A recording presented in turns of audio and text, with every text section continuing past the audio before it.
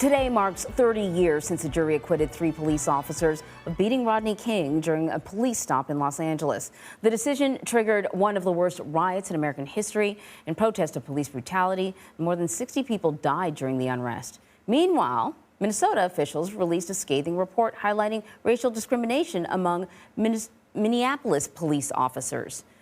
So for more on this, I want to bring in Kirk Burkhalter. He's a professor of law at New York Law School and director of the 21st Century Policing Program. Thank you so much for joining us.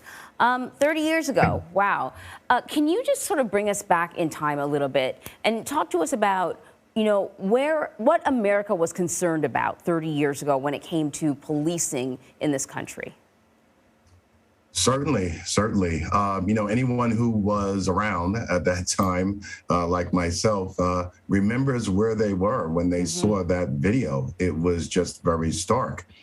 And that's kind of the first time that we saw this issue of the policing of minority communities, communities of color, kind of separated in two. There was one camp that was, oh my goodness, I kind of can't believe what I saw.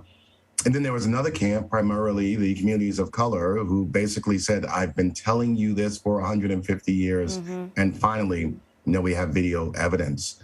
And that really started this call for some form of accountability, not to mention the call for body-worn cameras.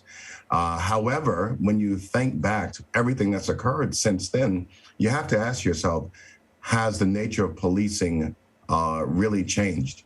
The one thing that has changed has been the focus on individual accountability, but we've seen less of a focus on accountability for the police departments as a whole, as evidenced from the report from Minnesota. Right. I just want to sort of remind people, you know, Rodney King was beaten, but the riots didn't happen until the officers were acquitted. That's what really upset people. And yes, LA was where, you know, things centered, but there were riots in many major cities reacting to this. I was living in Canada, Toronto at the time. They were rioting in the streets of downtown Toronto as well. There was something about that really sort of people understood across many cities, across North America, really.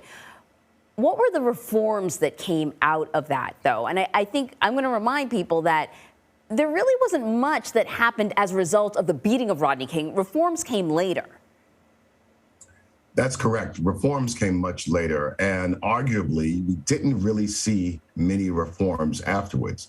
The feeling was at the time, and you see this evident today to a certain extent, that these were bad apples. This was the first time we really saw publicly this bad apple approach as opposed to a problem with an entire police department. And even then, you know, as with now, it's very difficult to convict a police officer for that type of abuse of force or misconduct because the standard that's needed to do so is very subjective. It's subjective from the point of view of the police officer. So we didn't really start to see any substantial talk of reform until years later, other than, as I mentioned, the proliferation of body cameras.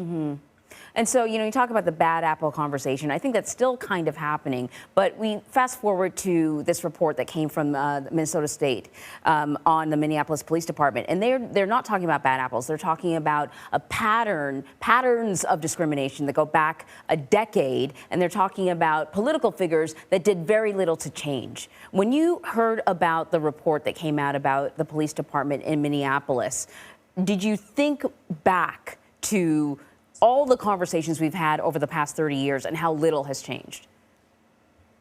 Absolutely. Absolutely. It's really difficult to understand why those who are in charge of policing, the political officials who are in charge of these municipalities, would not heed the warnings over the past 30 years. And the reason why I say that is the report, and we've seen this in other reports similar to, for instance, Ferguson, Missouri, evidences a culture of misconduct, not just a couple of bad apples and maybe we need to do better with recruiting, but it's an absolute culture of misconduct.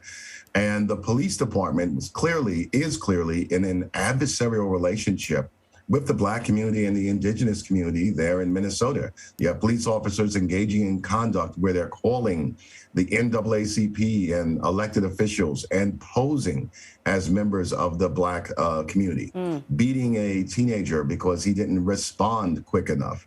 The thing that really jumps out at me, which is really stark, is perhaps the death of George Floyd was avoidable, because these incidents, the choking and the misconduct and the abuse of force, had been occurring over a length of time. And not only had they been occurring, but the department was aware of it, elected officials were aware of it, and they chose to do very little. The report cites a warrior mentality that the police department maintains. So this is a cultural problem.